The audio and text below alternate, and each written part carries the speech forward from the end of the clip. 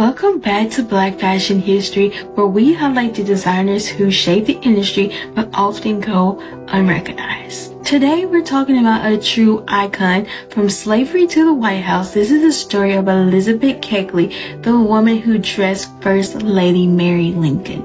Elizabeth Keckley was born into slavery in 1818, but she didn't just survive. She made history. She became a top designer, activist, author, and even Mary Lincoln's dressmaker. Elizabeth used her sewing skills to support the family that enslaved her, but she had bigger plans. She wanted freedom. After years of hard work from friends, she finally bought her freedom for $1,200 in 1855.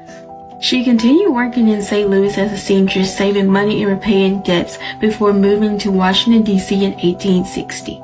In the weeks leading up to President Lincoln's inauguration, Keckley was approached by Margaret McLean, who wanted to dress for the occasion.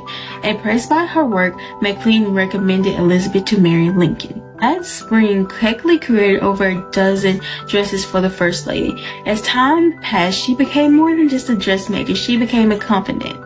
Keckley's influence in Washington grew. She had an elite clientele, including the wives of top politicians, and became the go-to designer in the capital.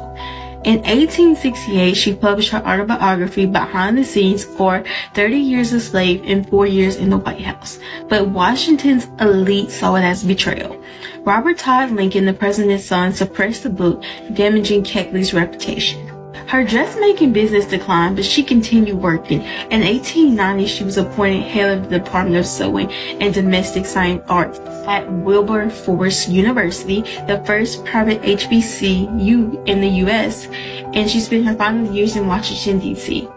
Though few of her designs survive today, Keckley was known for her impeccable fit and mastery of drapery. Her style was clean, sophisticated, and elegant.